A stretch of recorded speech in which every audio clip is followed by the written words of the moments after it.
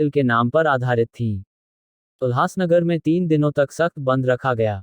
हर तरफ तनावपूर्ण माहौल था। पिछले दिन उल्हासनगर में जो हुआ वह मानवता के लिए एक आपदा थी।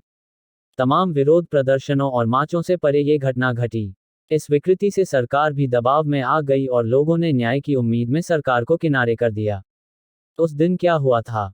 वह दिन था 30 मार्च 1990, 10वीं बोर्ड परीक्षा का आखिरी दिन। रिंकू पाटिल ने उल्हासनगर के सेंचुरी रेयन हाई स्कूल से पढ़ाई की। परीक्षा शुरू हो चुकी थी। माहौल गंभीर था, लेकिन आखिरी पेपर होने के कारण बच्चे उत्साहित भी थे। सभी बच्चे पेपर लिख रहे थे। अचानक बड़ा हंगामा मच गया। हर तरफ चीख पुकार की आवाजें आने लगीं। इस उलझन की वजह हरेश पटेल थे। 4 लोगों के इस गिरोह का नेतृत्व हरेश पटेल कर रहा था। उनमें से कुछ के हाथ में तेज तलवारें थीं। एक के हाथ में पिस्तौल थी और एक के हाथ में पेट्रोल की कैन थी। गिरोह परीक्षा केंद्र में घुस गया। 2 पुलिस कांस्टेबलों ने उन्हें रोकने की कोशिश की, लेकिन गिरोह ने उन पर हमला कर दिया। अंत में हरेश पटेल और उसका गिरोह उस कक्षा में घुस गए जहां रिंकू पाटिल परीक्षा दे रही थी। उसने अन्य छात्रों और शिक्षकों को डराते हुए उन्हें कक्षा से बाहर निकाल दिया।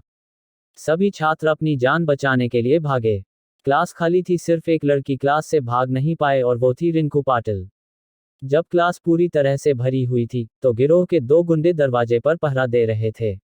दरवाजे और खिड़कियां बंद कर दी गईं और हरेश पटेल, जो गिरोह का नेता था, ने रिंकू पाटिल पर पेट्रोल की एक कैन खाली कर दी। रिंकू चिल्लाने लगी, मदद की गुहार लगाने लगी। बचाव के लिए मेरी चीखें परीक्षा केंद्र में गूंजी, लेकिन परीक्षा केंद्र पर किसी ने भी रिंकू पाटिल को बचाने के लिए जाने की हिम्मत नहीं की। हरेश पटेल के गिरोह को वह आदमी मिल गया था जिसे वे चाहते थे। पेट्रोल की कैन उड़ेलने के बाद उसने तेजी से डंडा जलाया और रिंकू पर फेंक दिया।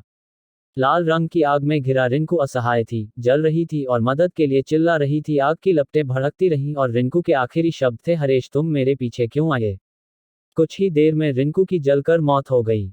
हरेश पटेल अपने गिरोह के साथ फैल गया। गुंडे के भाग जाने के बाद पूरा परीक्षा केंद्र उस कक्षा में इकट्ठा हो गया।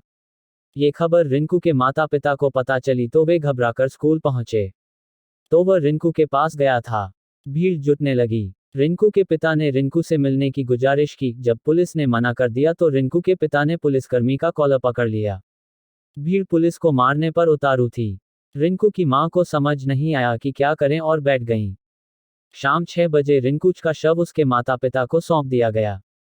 पूरा शहर तबाह हो गया। रिंकू पाटिल सभी अखबारों की सुर्खियां बन गईं। न्यायपालिका से सवाल पूछे जा रहे थे। सरकार को निशाने पर लिया जाने लगा।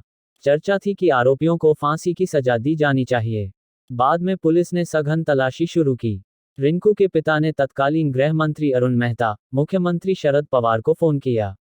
सरकारी तंत्र तुरंत काम में जुट गया। कुछ दिनों बाद पुलिस को हरेश पटेल के गिरोह के 2 साथी मिल गए। कोर्ट ने इन दोनों हत्यारों को मौत की सजा सुनाई। लेकिन हरेश पटेल कहां गायब हो गए? तभी खबर आई कि हरेश पटेल ने ट्रेन के नीचे कूदकर आत्महत्या कर ली। अब हरेश पटेल के आत्महत्या कर लेने से पुलिस और लगभग सभी की नज़रों में यह मामला खत्म हो चुका था। लेकिन हरेश पटेल ने यह घृणित कार्य क्यों किया, इस पर कई तर्क दिए गए। रिंकू और हरेश पटेल के बीच अफेयर था, लेकिन रिंकू के इनकार से उसके अहंकार को ठेस पहुंची और उसने आग लगाने की घटना को अंजाम दिया। बाद में रिंकू पाटिल केस पर निष्पाप नाम से फिल्म भी बनी। भले ही रिंकू पाटिल के पिता ने अपराधियों को माफ कर दिया हो, लेकिन उनकी बेटी को जलाने की घटना आज भी कई लोगों को झकझोर देती है। ये यादें भले ही बन गई हों, लेकिन ये जलने वाली घटना भूली नहीं जाएगी, क्योंकि इस घटना से पूरा महाराष्ट्र